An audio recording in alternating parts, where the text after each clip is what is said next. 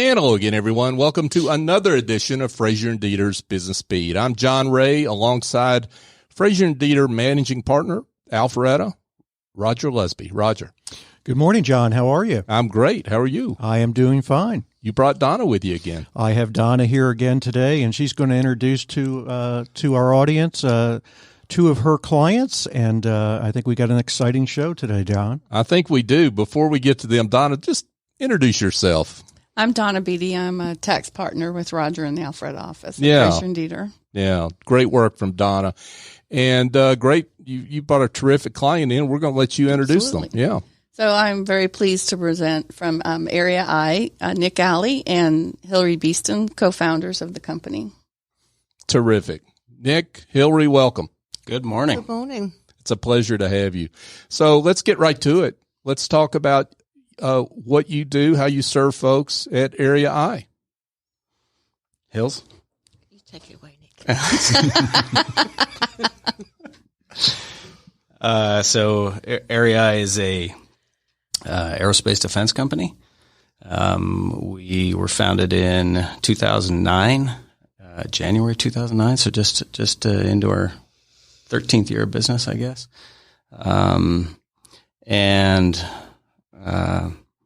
We build unmanned aircraft for the Department of Defense, for the military.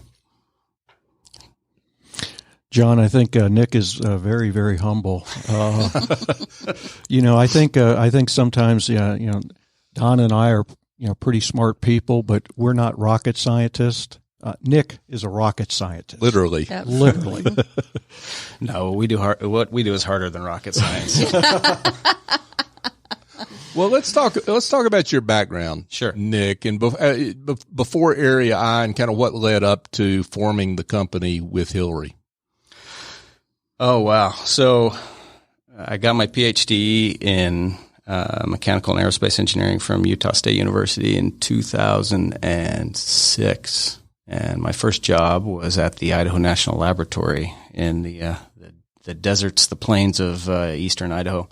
And the reason I went there is that they were doing work with drones, with unmanned aircraft. And it was one of the few government labs that was doing that. And at the time, I had the opportunity to go out and visit a lot of companies that were building unmanned aircraft. And here I was, this newly minted PhD, thinking I'm going to change the world. And I would go into these major aerospace companies that were building aircraft for the military, and I'd be like, "Hey, where's your aero guy? Who designed your airplane? I want to talk aero nerd stuff with him." And inevitably, at least in 3 cases, as I was visiting these companies, it was very disappointing to the extent that in one case in particular, a large company, multi-billion-dollar company, frankly, that continues to sell these drones to the military, had basically done the aerodynamics off of a spreadsheet that they found online. It was terrible, and I was super, super disappointed. After about a year at INL, at National Laboratory, I was offered a job down at Georgia Tech as research faculty at Georgia Tech, and in particular, they wanted me to come lead their small aircraft design competition classes and teach kids how to design small unmanned airplanes, drones, as folks like to call them. We hate the word drones, just so you're tracking here. We call them UAVs, unmanned aerial vehicles, or UASs, unmanned aerial systems. So I spent a year at Georgia Tech, and I came from a small university where to me it was a bit of culture shock at Georgia Tech, and I got my PhD, frankly, to be a teacher. I really loved teaching. I loved the interaction with students. I loved seeing them grow and learn, and kind of figuring out the miracles of how physics and science work. And I know it was so enjoyable to me, so I loved sharing that with others. And Georgia Tech is an incredible school, but it's a research school, and it's driven a lot by research dollars. It's not as much a teaching school as what I came from at Utah State University. So a little disillusioned, and had the opportunity in about September of 2008 to join forces with Hilary and another business partner, and we do not have time to tell the whole story, but we in January decided to start Area I, and I left Georgia Tech in that January, and the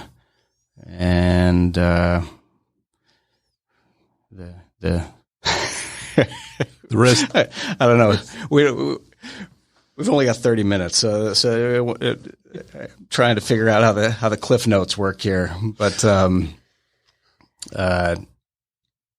I think the short story is I started writing a lot of proposals to the government for, and my passion being, aircraft design and aviation. Most of those revolved around two things. It was one, designing new aircraft for the military, or designing the brains and the smarts around those.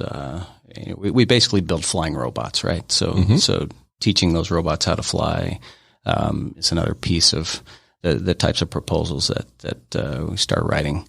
And we were very successful in convincing the military to fund some of these ideas. And now it was just an easy 12 years, right? 12 years later. It's super, super simple. Here we are, and Area I has grown to about 120 people, continues to grow more and more each day. I think we've done nearly $100 million in business. And I'm looking at Hilary here because she was a key part of that. She's laughing. We'll be quiet. But what do you have to fill in there, Hills? It's super easy, right? The last 12 years. It's been a breeze, yeah. Yeah. So how did the two of you connect? Talk about that, Hilary. What happened? We were just working together at another company. Very, very small company. And then that sort of company dissolved, and we started up Area I. Hilary has a very unique skill set. I think she's one of the few people in the United States that actually knows how to work with the U.S. government when it comes to it is hard to work for the government, and our products, the things we sell, are not commercial products. They are very much defense related, and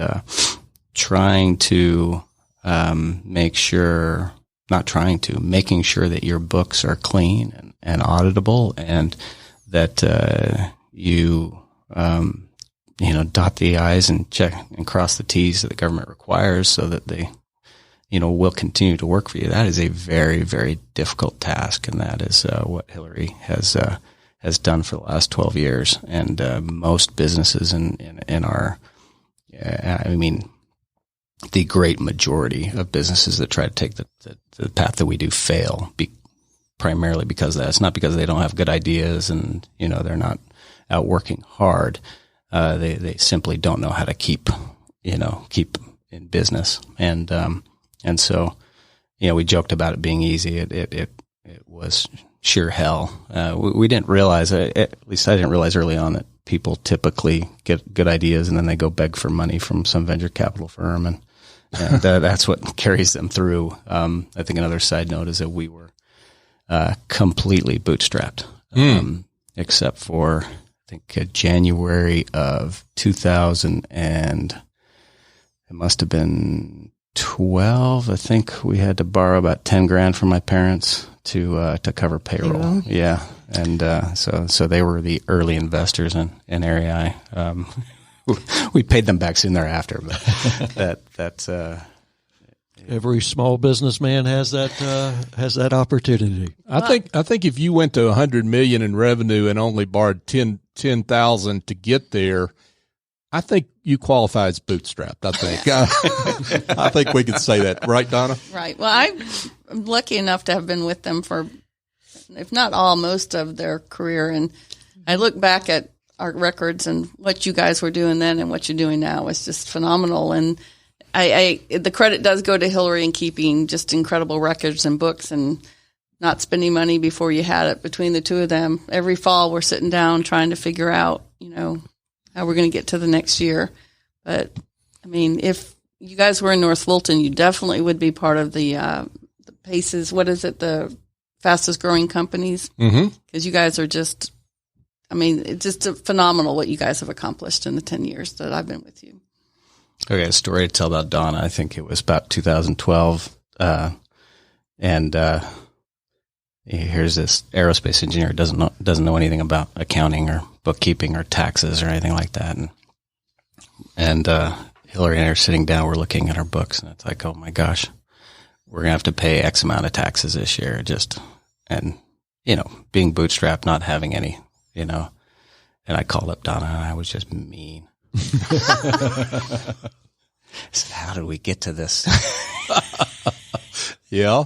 What happened? Why didn't you warn us? What did you do? And it was not Donna's fault, just so we're clear. Right? Okay. It was not, and sweet Donna, she called me down and she says, Nick, she says, I'll walk you through this, please. I want to keep your business. I want to keep you happy. But there are some realities to the situation too.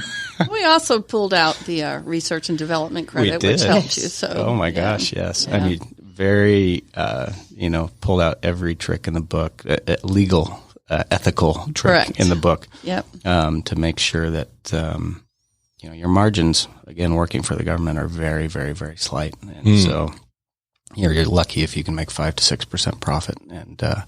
And so trying to grow a company on that too is difficult. And so that accounting help and helping us find all the tax tools necessary was something that Donna really excelled at. So she's very much a part of our success as well. Well, I'll just add there too. I didn't realize of your background on wanting to teach, but it makes sense. And just your business. One of the reasons I believe Area I is so successful is you treat your employees as members of a team, and they work together, and it's all about making sure you take care of your employees. And I've had a lot of conversations like most business owners don't do it that way. And Nick is like, no, this is how I want to do it. And it's to take care of his employees. And can I talk about the flying club? Sure.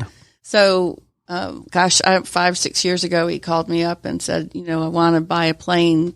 I'm like, okay. He goes, well, I just want it for my employees to learn how to fly.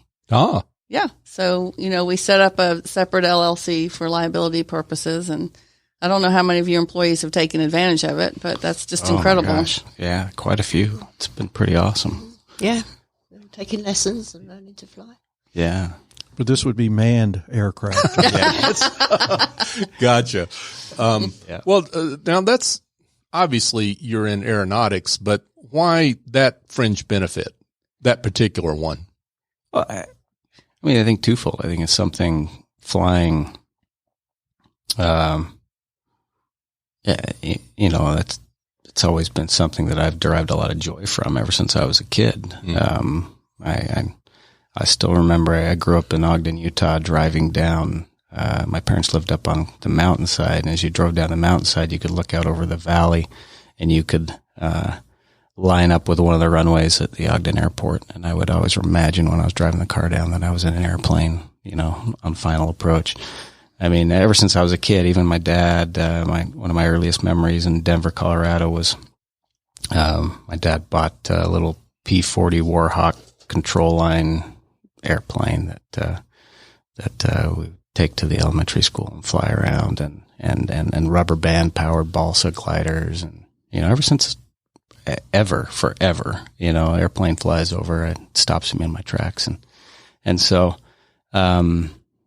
aviation is something I derive a ton of joy from. And I also found that being a pilot myself helped me be a better engineer, helped me design aircraft better. One of the first manned aircraft I designed or led the design of was a replica of the Wright Flyer, the 1905 Wright Flyer, and we designed it in such a way that the pilot, as he was flying it around, he was always basically the airplane was always trying to kill him because it was trying to pitch forward, and he was having to hold back the control yoke, the stick, with like 20 pounds of force. So he would land and his bicep would be bulging and he'd be exhausted. And so that was actually my first realization that, if I'd have been a pilot, I would have done certain things to make sure that wouldn't have been the case as we designed that. And so,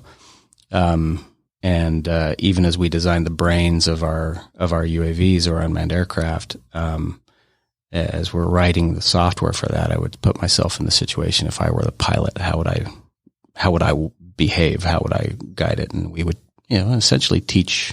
We teach our airplanes how to fly like we would.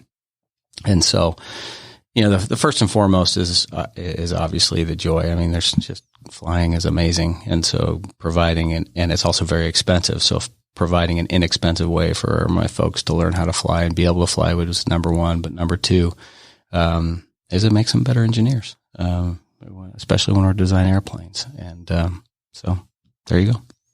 And John, how ironic is it that we have both Hilary and Nick here today on the day that Jeff Bezos goes up in space and lands safely? For sure. So we were talking about that prior to the show. And, right. Nick certainly had his hand raised as the next guy to go up. Oh yeah, Jeff, give me a call. Oh. I would say even more importantly than that, it's the 52nd anniversary of us landing on the moon. So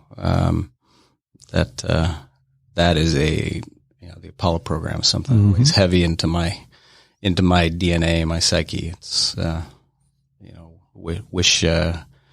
wish we were still on the moon and at Mars and things like that. For sure. Folks, we're here chatting with Nick Alley and Hilary Beeston, and they are with Area I.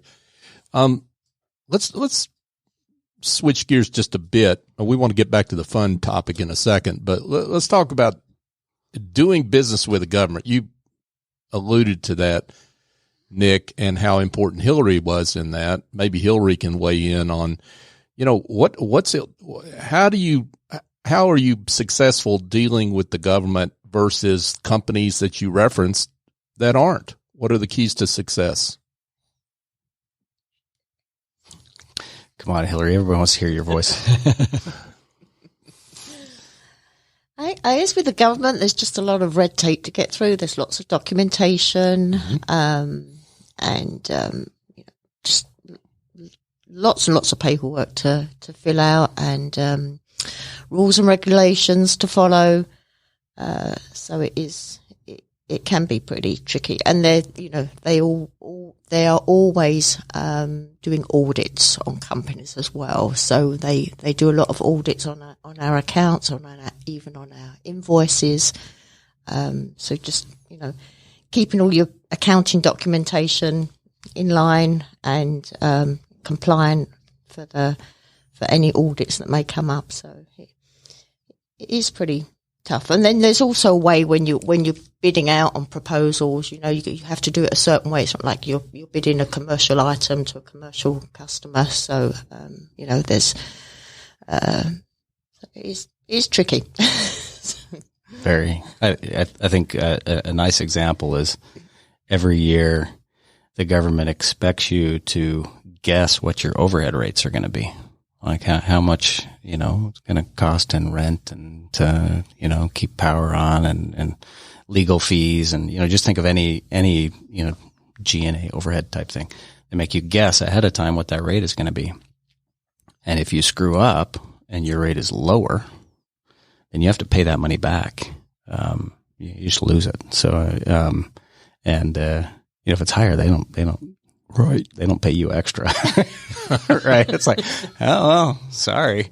And so, Hilary's been estimating that overhead, for the last 12 years and never been off enough that it caused us any major pain, which is pretty amazing. That's awesome. Great work, Hilary. But we're growing tremendously. It's going to. That's why she's retiring. She's like, I'm done with this. Suckers, get out of here. Wasn't part of her retirement slowed down because I can't find anybody good enough to replace her at this point? Yeah. That is. We cannot find anybody good enough to replace her. It's been miserable, but but but that's just people that we need somebody that has a lot of knowledge working with the government, and really it's on that side of it, that's for the contract administration and for bidding out on proposals. So we need somebody that's very good with accounting for that as well. But so if you're out there listening, right? Yes, Yeah. yes. That's your thing. Come on. Please, I want to retire. It's a great company, great place to work. Well, one of the things I hear you say is, I didn't hear you say is you talking about the quality of the product and that being a factor in the government in dealing with the government. I mean, you mentioned a lot of processes and back office and that kind of thing, but the secret to success is not just the quality of the product. It's all these other things that people don't think about. I wish the quality of the product was the secret to success. If it were, we'd all be in a better situation. But there's a lot of bureaucracy that's just a necessity. There's some where the government has just, tried to overcome past corruption and things like that has delayed things. But I will say that if it were just the quality of product, we'd probably be, I don't know, we'd be much bigger than we are now. Mm-hmm. Yeah, the pace of the government is frustratingly slow, and that's something you have to deal with. And so that's also a piece of the difficulty in growing a defense company. So, but with that in mind, you have grown significantly. Yes. And I don't know if you want to just address the changes that Area I has been through in the last year because of the growth. Oh, sure. So we got an ice machine, and oh, that's not what you're referring to. No. Okay. Like going from we had 5 employees and now you have 100 employees, and you've kind of gotten some assistance. You've merged that you can get all the work done that you've created. Yeah, it became painfully obvious about 2 years ago that we needed to raise capital. In order for us to, I just mentioned the pace of the government is frustratingly slow, right? So being able to develop our technologies faster than the government will fund, being a bootstrap company, we don't have a lot of extra money sitting around where we can just go do that. And so, but also being able to lean forward on capital purchases and hiring and things like that, went out to look for capital, ways to grow the business. And the short story is that conventional money, banks don't give money to companies like ours. Not in the sense they're used to, company builds 50 widgets this year and they want to build 100 widgets next year. And, they sold 50 widgets to the government. The bank can come in and say, okay, we'll give you X amount of dollars to help you scale up to sell those 100 widgets. They're not used to the types of widgets that we sell. And also, the amount of capital we needed to really make an impact was not something that conventional banks would be able to chime in on or chip in on. And the other option which is very typical in our industry, is you get bought by a large company like Lockheed Martin, a large defense prime.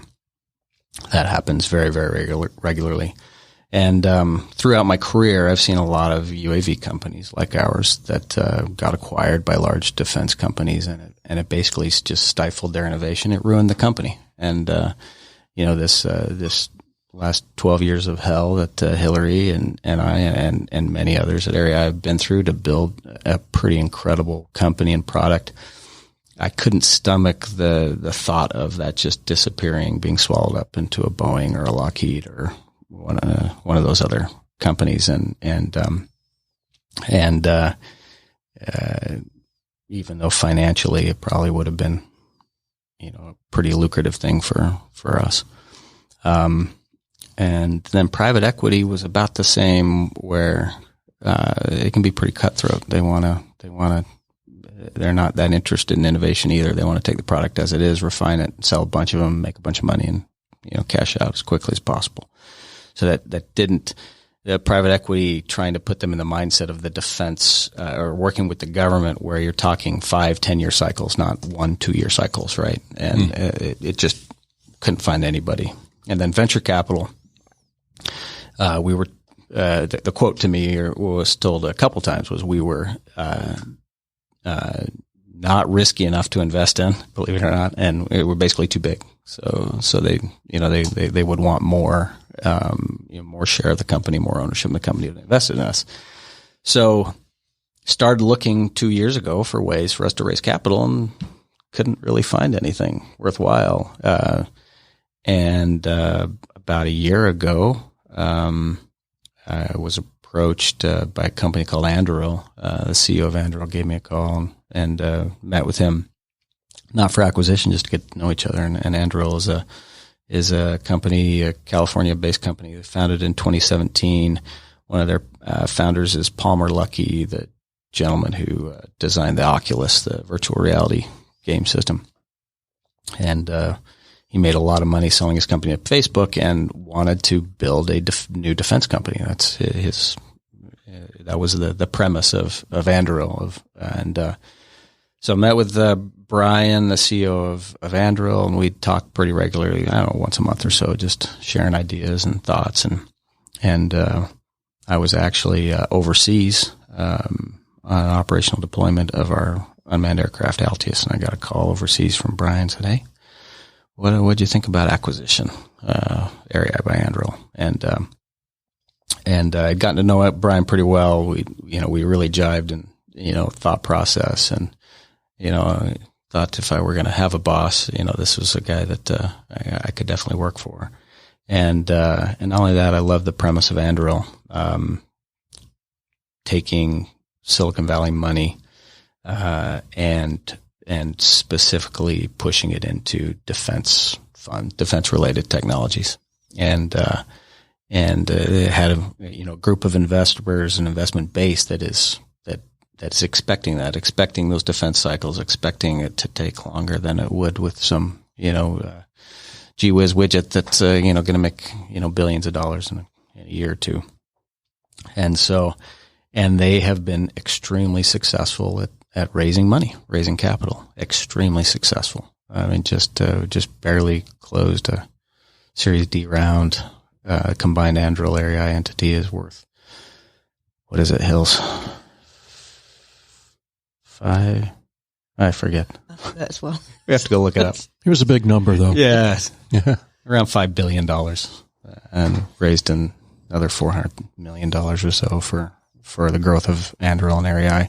And so is exactly, and this story go on and on, but there are a lot of other reasons, but it ended up filling the blanks between the things that REI needed very badly.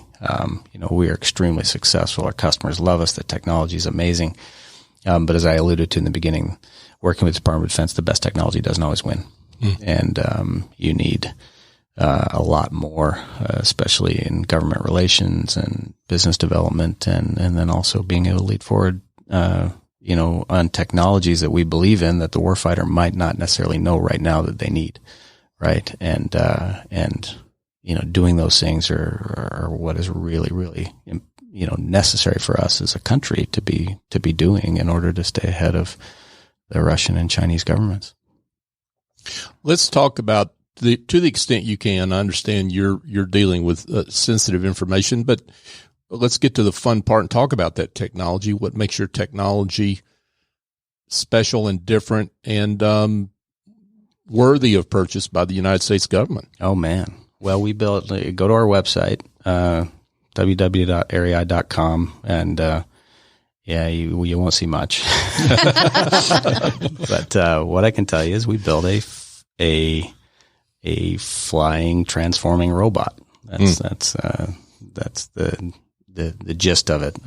We build an airplane that fits into a tube. That tube is carried aloft in other airplanes or rotorcraft.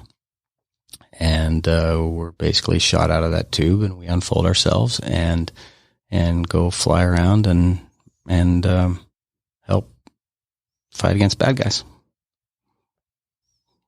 Wow. Yeah.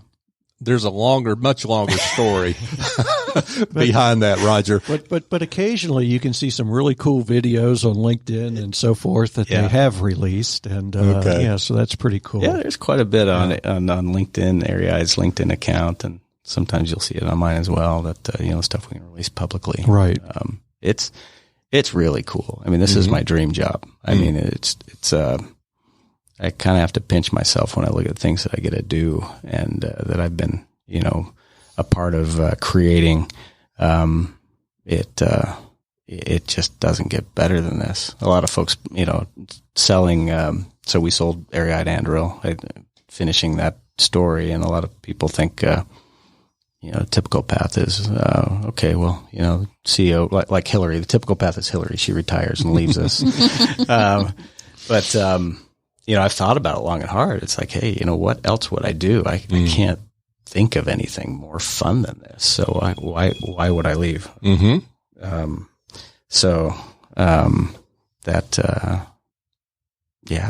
It's really cool. Right. And they're creating stuff that doesn't exist. So yeah, we are.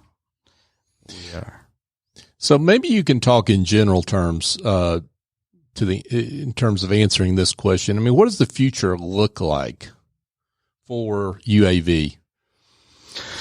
Oh God. I mean, I think we need to be. We're very, very used to I mean, the United States is the greatest country in the world, and I would say that. And the reason we're the greatest country in the world is right now, even our own people, there's a lot of negativity and a lot of, I wouldn't say dirty laundry, actual, things that we don't do well as a country that are out there in the public. That is the proof that we are a great country, that freedom is real, that democracy is real, that this democratic republic that we have is doing its job and letting people scream and yell and kick, and highlight our blemishes. I think we've been doing a poor job in the last 5 to 10 years of talking about the great things we do. And so, I say that because I'm a patriot. I have lived in Central America for a couple years, and I'll never forget flying back after being down in Guatemala for 2 years and looking out over Los Angeles, which is not the prettiest place in the world, and looking out of the airplane and just tears streaming down my face, looking at the organized streets and the cleanliness. I'm doing air quotes here for those on the radio. The cleanliness of LA, right? Compared to Guatemala, we are truly blessed here. We just really are. And the American experiment is still great. It's still real, and it deserves protecting. And we as a nation, are used to winning. We're used to think we do have the greatest military in the world, but the Chinese are not far behind us now. Especially with their GDP increasing year to year. And they are doing really well at building a lot of inexpensive weapons to defeat our very few expensive weapons. And so, I think one key piece of what Area I is doing with our unmanned aircraft is developing relatively inexpensive, robots that can go out and carry out missions to keep our enemies at bay. We're not, don't intend or wish for any war of that nature, but have the technologies to keep our enemies at bay, and that's pretty much as deep as I can get into it. But I think Altius, our flying transforming robot, is a key piece of carrying out that mission for this great country of ours. Well said. Well said. Thank you. Great message. Wow. Nick Alley, Hilary Beeston with Area. Wow. This has been awesome. I would love it though, because I can ask this question. You mentioned this a little bit ago, but talk about in your growth just how Frazier and Deeter's helped you along the way, because it sounds like they've been an integral part of your team, as it were, your outside team, as it were. Come on, Hills.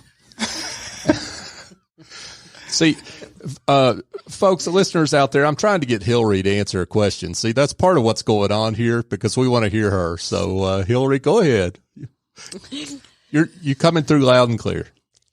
Well, yes. I mean, obviously, we've Donna and I have known each other for quite some years now. I can't remember if we were even over in Lithia Springs many years ago. So, Donna has been a tremendous help with our doing our taxes every year and finding any credits for us. And then I must say, such a great help. I mean, she worked herself to the ground with the Andrew Area I acquisition. Imagine you were up all hours of the evening, but you've just been such a tremendous help to us throughout all the years. Well, thank you. It's been easy with you guys, but I mean, I'm lucky enough that in what I do, I work with a lot of companies, so I can tell them what they don't know and help them with those type of things. But once you give them a little bit of information, they run with it and are very self-sustaining. So it's been a great relationship for both of us. Well, it sounds like we've learned a lot. Yeah. We've learned a lot from you. So. That's awesome. Well, it sounds like, Donna, what we heard earlier is you help pull Nick off the ceiling when that's necessary. That's what we heard earlier. More often than should be. Yeah. That's true. Well, I do just want to, I guess, put one little plug in or whatever. I know you're always looking for engineers. So if we ever have anybody that has been enthralled with this and wants to have some come work with them, they're always looking for some great mechanical and aerospace engineers, primarily. Aerospace, electrical, computer science, software folks. Yeah. Okay, so that's the only thing they keep asking me for help that I can't help them with. You're really letting us down there. Well, you're helping right now get that word out. So that's terrific. Well, this has been great. Nick Alley and Hilary Beeston, Area I. Wow, great work. Thanks so much for what you do and how you serve. Thank you. Thank you. Thanks for having us. We want to, before we let you go though, Nick, I almost forgot. I want to mention that website again for people that want to take a look. Yeah, www.area, just the word area, the letter I.com. So areai.com. Awesome. Nick, Hilary, thanks again. Thank you. Hey, folks, just a quick reminder that this show, Business Beat, is brought to you by Frazier and Deeter. Frazier and Deeter is one of the fastest growing accounting and advisory firms in the U.S. because they serve the emerging needs of their clients as they evolve. They serve clients from the global Fortune 1000 to growing private businesses by accounting for today while advising for the future. Frazier and Deeter invest in relationships to make a difference. For more information, go to FrazierDeeter.com. Roger, Donna, this has been great. Yeah, thank you, John. We certainly enjoyed it, and I'm going to have to work really hard next month to find a cooler client than this one. I think you are. This one hit the ceiling for sure on coolness. That was awesome. Great work. So, and Donna, thank you. It's my pleasure. Yeah, terrific. So for Roger Lusby, Donna Beatty, I'm John Ray. Join us next time here on Frazier and Deeter's Business Beat.